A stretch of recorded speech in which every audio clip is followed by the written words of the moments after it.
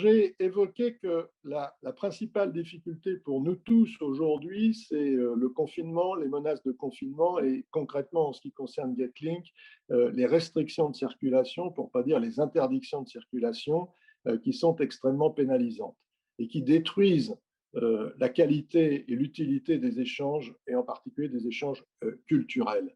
Je regrette que la Grande-Bretagne soit sortie, par exemple, du programme Erasmus.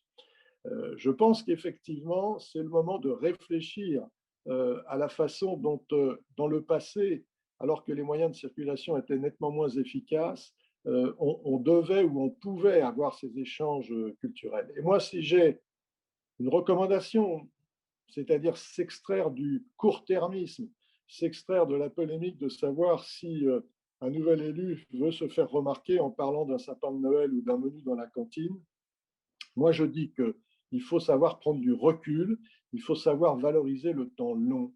Et j'ai relu récemment un livre que j'aime beaucoup, que je conseille, c'est Voyage du condottiere d'Andrés Suárez. C'est son meilleur livre, il a été écrit, je crois, il y a environ 40 ans, et il décrit, à l'époque de la Renaissance, la découverte du condottiere de l'Italie du Nord, de ses richesses, de la richesse de la Renaissance italienne.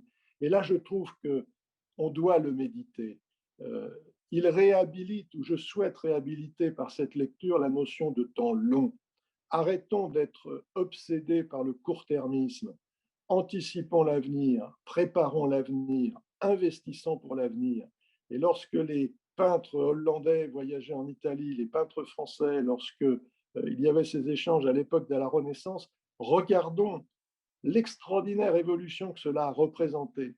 Et moi, je dis, sortons d'une vision court-termisme, bassement industrialo-locale, et réfléchissons effectivement à la force que représentent les échanges entre cultures, entre populations.